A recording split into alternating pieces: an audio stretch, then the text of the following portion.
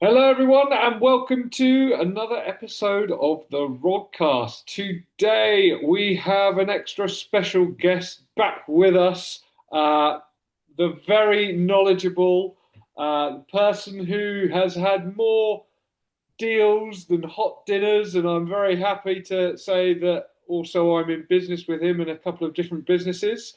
Adam Lawrence, welcome back. How are you?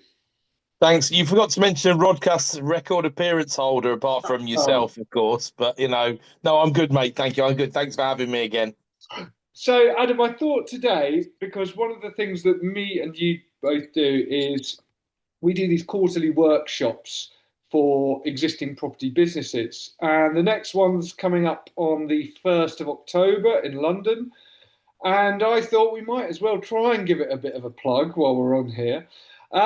But really, what it's about is about scaling. Everyone who listens to this podcast probably knows by now that the days of kind of your mum and pop landlord, your accidental landlord, are over, if not soon to be, because it's very, very difficult to make it work with the amount of regulations involved. It really is an investment business rather than just buying a couple of buy-to-let portfolios. And one of the things that we try to focus on in this particular workshop coming up is scaling of a property investment business. And we see a lot people kind of hit these ceilings of whether you want to talk about numbers of property or amount of income and things like that. So they might have sort of 10 properties and they struggle to kind of get beyond that.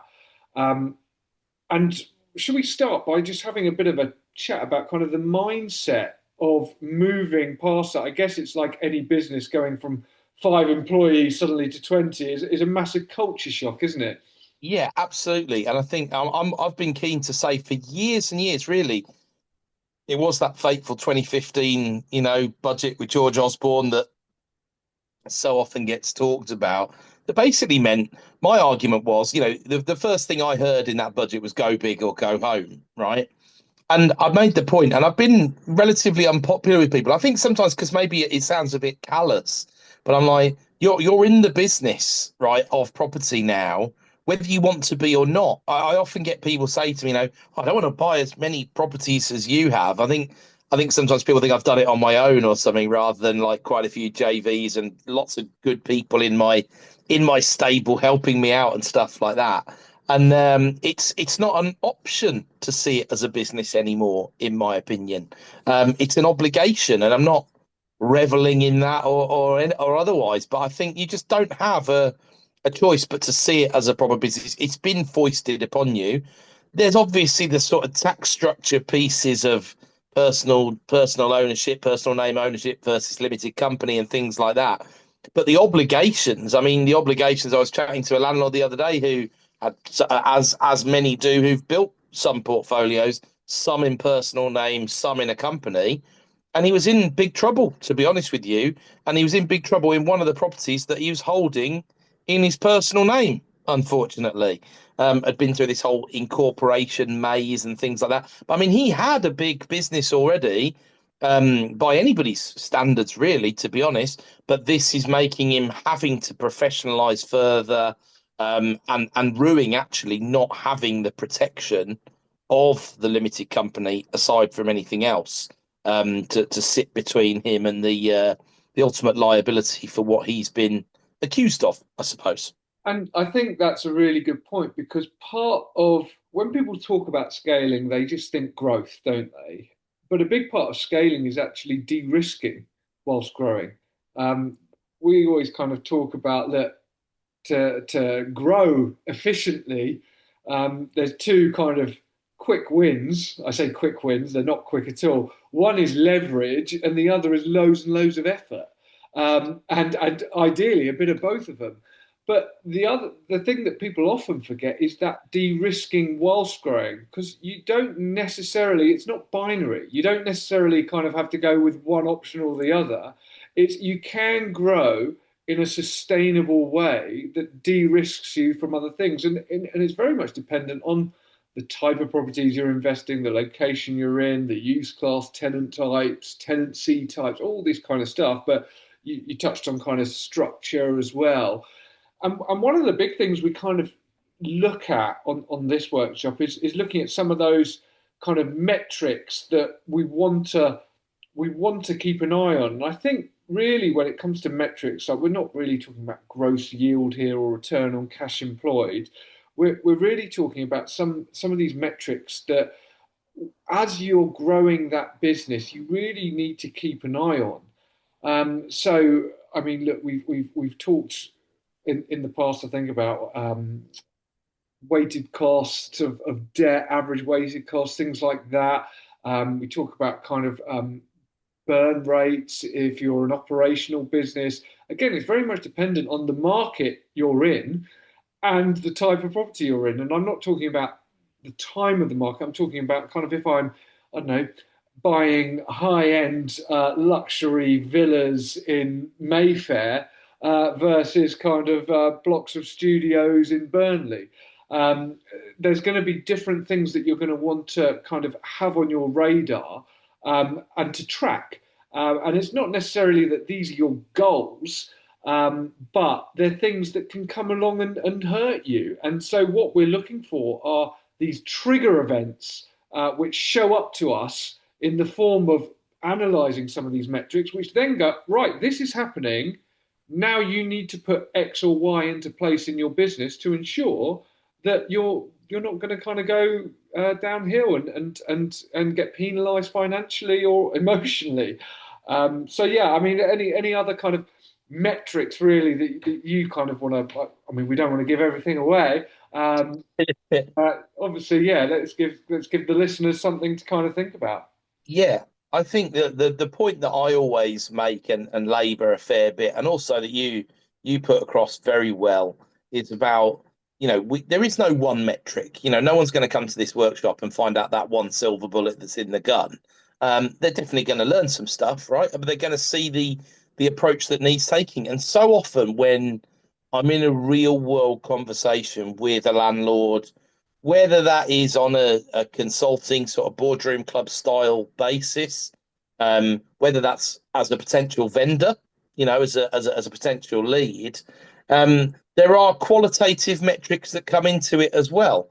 It's quite difficult to measure effort. I mean, you can measure it by hours per week or whatever, but who knows whether those hours per week are well spent. If you're just really tight and you do your own gardening at all your HMOs that you own, and I work 80 hours a week, but 60 of it's in the garden that you get someone else to do. Well, that's not necessarily it's not a fair metric then, is it? So there's so many different ways to measure things. And also some of those qualitative ones, and some of the people we've worked with over the years, we've been involved with Boardroom Club.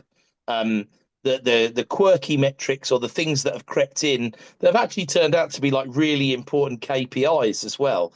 There's got to be a blend. There's got to be what we would call a balanced scorecard style approach to things, because I suppose you could start with the concept. There's no point being the richest person in the graveyard, right? So there's no need to grow and grow and grow and grow until you then die. I mean, that's kind of pointless, really. Why have you done that? And have you left behind an incredible unmanageable beast? Which, again, when I talk to people who are considering exits or considering their legacy, their estate planning, restructuring, things like that, going back to structure, there are a number of things to bear in mind. You can't have your cake and eat it. It almost comes back to the what I see as the basic tenets of a deal these days. Is it your price, my terms, right? Or is it my price and your terms? But any deals that don't fall into that category are usually not good deals for you, because it normally means it's your price and your terms, right? Which is not going to be suitable for me. So I like the pure, definitional book stuff, as you know very well. I like to introduce concepts like the Sharpe ratio that people never really think of, because there will be this idea of a risk adjusted return. I mean, I've had amusing conversations over the years where someone says, well, let's not drop any names into this so Rod doesn't get sued, but let's call him Alan Smythe, right? Says, well, he's offering me 1% a month. And you or I would be the first ones to say, yeah, but is he going to pay you? Because that's kind of important, right? So I may not be matching 1% a month, but I will pay. So that's the equivalent in my mind for there being and especially I don't want to set you off like a firework here, so I'll give you a moment to take a breath. But especially when people only talk ROI, for example, which I know we will go into some detail on the workshop. Yeah, I mean, like for me, it's as soon as someone kind of you get this a lot with sort of agents and people trying to sell deals on and things like that. Well, they'll try and give you some of these metrics that they think are going to float your boat, and that could be, hey, look, this is giving a 20% return. But then you look at the deal and you think, well, okay, but we're not considering time in this return. So a 20% return might sound fantastic until you realise you part with your money day one, and then your return doesn't come takes 5 years to come back to you. In which case, you then consider the time element. And then the other thing is value. So people might talk about, I don't know, value only or percentage only. So 20% of a return in a year might sound great, but if it's only £5, I mean, it's not worth the effort, is it? So I think all of these things are really important. In the same kind of way, you can look at, I don't know, £1 million might sound fantastic, but if it's only 2% over that year, then you've got to kind of start to consider risk and how that's coming about and what needs to happen for it to go wrong. So we talk a lot about kind of time with metrics as well. So things like CAGRs, so compound annual growth rate, and obviously internal rate of return, and understanding kind of those metrics are really, really important. And lots of people don't tend to use them because, I don't know, even if you're buying something, these, what do they call it? BRR. So what does that? I can't even remember what that stands for. Buy, refurb, refinance, and then you can chuck in rent, and you can chuck out as many hours refrigeration if you want to. Chuck in as many hours as you want, Rod. Okay, so that's a great example because people look at that and they'll look at, right, we'll buy this property and then we'll refurbish it and then we'll rent it out. But actually, what they need to be looking at is the time frame that you're in that deal and the income that comes in throughout that time frame and when it starts to come in. So if you're buying something, you part with your capital, but then you probably part with a bit more capital to do the refurbishment, and then you're waiting that time while you've got holding costs probably as well throughout that time, and finance costs maybe. And it's only then when you start to receive income that income clock starts on some of these people's metrics, where really that's totally wrong. If you're in the deal for 5 years, really you need to factor in and project, well, what is the income over that 5 years versus the total cost over that 5 years? Because yes, on the first month when you receive rent, and then you might just arbitrarily multiply that by 12 months and go, right, that's our annual income. It's nonsense because you might have spent the first 11 months getting absolutely no income in as well. And then there's things like, well, capital appreciation, whether you've added capital value or whether it's the market is kind of irrelevant. But what you're looking at is, well, what's the amount? What's the total value that we're getting out of this deal? And what people tend to do for some weird reason is focus on the cash flow. And actually, the majority of returns come in the capital uplift. Again, whether it's market led or whether it's kind of effort led and skill led is kind of irrelevant. Well, if I give you a real world example of how I've seen that play out. So I took a position just after the Brexit referendum that I thought Wales would probably outperform because there were a few things that slid into place for me, I suppose, really. Number one, after the referendum, the prices in Wales, the market got very soft. Number two, I had a very good contact at the time who was doing a lot of deals in Wales and wanted somewhere to move them onto in South Wales. Number three, I knew that the toll was coming off the Severn Bridge, and I know that we Brits are very funny people when it comes to toll roads. And number four, Bristol was going absolutely gangbusters, so there was this sort of geographical arbitrage thing. And all of that pointed to me to A, I could get in at a cheap price, as you say. And B, I would maybe get outsized capital growth. That was my position. It was 2016. Did a lot of deals there, about 50 deals. Last one bought in maybe early 2019. Market changed, particularly Southwest Wales got very, very hot. Sorry, Southeast Wales got very hot because it was near to Bristol. And then COVID came, which obviously wasn't any part of any of our predictions, right? And Wales outperformed everywhere else in the country. It grew over 30%. And also in that interim time, Rent Smart Wales was introduced, which is definitely not very smart apart from anything else. And normally, those of us with a more institutional size mindset might think, well, barriers to entry are good, right? But it's not really a barrier to entry. It's just a really inefficient way of adding to cost and compliance, and they just don't know what they're doing, feeling around and things like that. So I came to the conclusion that I had my outsized growth. I looked again at Wales and thought, am I anywhere near? Do I see it outperforming, doing about the same, or perhaps underperforming? And it sat between doing about the same or underperforming. Therefore, it was a good time, organically, still got stuff in Wales, don't get me wrong, but to sell a few off and not really buy too many more. So I had my outsized period of returns. That's what we as investors, or one of the things that we're looking at. It's the old definition of insanity: do the same thing and a million times expect a different result, or do the same as everybody else and you'll get the same results, whichever one of those cliches you prefer, and that's the point. If we go into a room of property investors, we go to the workshop and say, who thinks property is going up in the next 30 years? I would hope we'll see a full show of hands. If we say the next 30 days or 30 minutes, it's a different proposition. But we're always, as you correctly say, loading 80, maybe 90, maybe 95% of our returns, depending on our time horizon, is going to come in that capital growth piece. So we need to make sure we're getting it right, really, apart from anything else, don't we? And I think that's a really good point. And it kind of reminds me of one of the things that kind of we bang on about a lot, which is people get into property and they're very kind of emotionally bound to it. And actually, property is just it's just your stock that you're using. So it's your widgets that you're buying and selling, and they're giving off some income. So it's like you're buying several businesses, and they're the income generating businesses almost. And people get hung up on, oh, I've got to sell or I've got to hold and things like that. And it's not a binary thing. It's you No, just I you think think of your investment as a pot of money, and you just look at, right, these are the things. What's best now? Are we going to buy? Are we going to sell? Are we going to hold? And time frame is such a key part of it all. absolutely. I think you've seen over the recent years. It's also why I think I've upset people over the years by saying, well, you're in a business now, whether you want to be or not, because there is an emotional connection between the smaller landlord and the tenant quite often. Some are quite proud of the fact they're helping to put roofs over people's heads.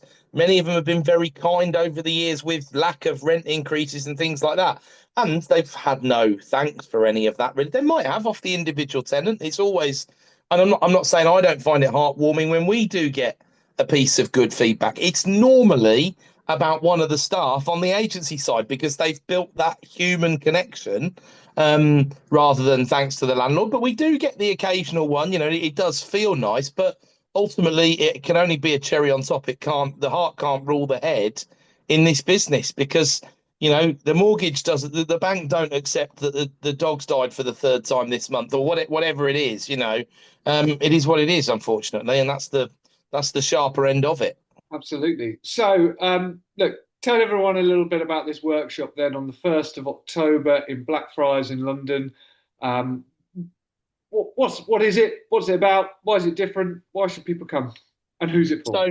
So we started doing these, didn't we? Because we had a business retreat that people used to come on, and we kind of split the content into personalized planning and stuff to take away for people, and then more.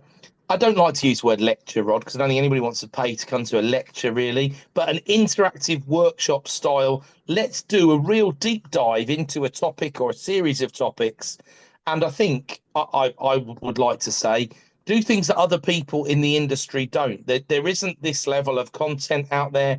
I know that I'm biased, I get that, but this is why we did it, because we see even experienced people coming to us making the same mistakes again and again. So what's the point of learning anything, really, especially when you've already got an established business? Well, the idea is to take a shortcut, isn't it? Like the concept is to take a bit of a shortcut, learn from someone else's mistakes. We might be talking about our own mistakes. We might be talking about mistakes we've seen other people make, or a blend of the two, which is why we throw in case study content. So it's not death by PowerPoint. It's not just me and you in a warm room and a nice lunch and then everybody going to sleep at sort of 2 p.m. or anything like that. We get stuck into the concepts that we don't see anywhere else in the property education world, if you like or don't like. We don't see people delivering this sort of level of content and this sort of level of detail. So I often see some of our bits of we're trying to right the wrongs of some of the stuff we see elsewhere, because we do spend some of our collective time unpicking what we see some of our clients in Boardroom Club. There's no two ways about it. And I think you've already said one of the most important bits, scaling safely, or managing the pain of growth, if you wanted to put it in another way, is a key factor. And also the mindset that you need around that, in terms of making sure that people just don't understand sometimes. If you've bought 50 properties or 100 properties in a year, that first year is probably not going to be a lot of fun on many levels, and it's probably not going to bring you all the milk and honey that you expect, right? So if you want to do these portfolio style deals, some of which can be quite creative, of course, the bigger the deal, the more creative you can be with them. You need to make sure your risk management's right and in place, and that you're measuring the right stuff. Again, I'm full of cliches today, my friend, but if you can't measure it, you can't manage it, right? So you need to know what you need to be measuring, but then you need to know what does it actually mean? What do I do about it? How do I look into that when I see where are the early warning systems when I'm trying to grow a portfolio?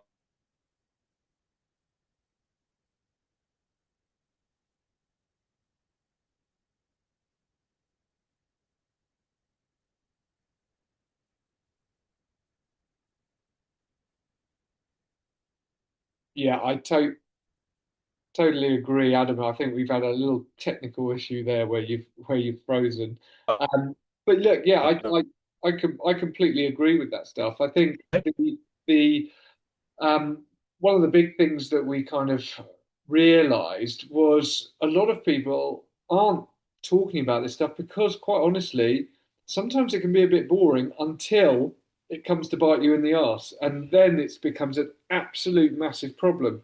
So, yeah, we thought, right, let's talk about some of the unsexy stuff that people are not doing in their business because it's some of it is just so important. Um, it's a fully interactive day, so we only have 40 spots. I know we've sold well over half of those at the moment. Um, we've only got a few weeks until the day. It is all day. It's 9 till 5 o'clock, and we do kind of go up to the buzzer. There's a dinner afterwards for anyone that kind of wants to join in. But yeah, it's a good day. The type of people that would do well in it, it's really not for beginners. It's probably going to leave you asking more questions than you came with if you come and you're a beginner. So it is for more established businesses, those looking to either grow in size or looking to de-risk. That's kind of what where I think you'll get the most benefit from. We tend to get a lot of the same faces in each workshop because every workshop's slightly different. So we do tend to have a pretty good room. And yeah, hopefully you'll come too, and we'll leave the link for the tickets in the show notes. So check it out, have a look at it, and come along. I think only one more thing probably like to say, Rob, before we close, if that's all right, is what some people also find useful, the occasional message that I get on LinkedIn and things like that. I'd say to them, look, try and come along to the workshop and come along to the dinner, because we do have a VIP dinner ticket upgrade, right? And it's worth doing, because if you feel like you're at a bit of a fork in the road, if you just need a bit of one-on-one specific advice and things like that, the workshop day is too busy to go into all of that. But over dinner, we can have a longer chat about that. We get a couple of hours, and it's well worth that. Doesn't cost much to upgrade your ticket. I think you get change out of a couple of £100 or something, and it's well worth. We always spend some time, don't we, going around the table and looking individually at everybody's situation in a bit more detail. So probably just one final upsell, my friend. He's You know, always, I before was we going to finish. say, he's always selling, always closing, isn't he? All right. Well, on that note, we'll leave it there. But yeah, thanks a lot, Adam. And yeah, looking forward to the 1st of October. Thanks again, Rod.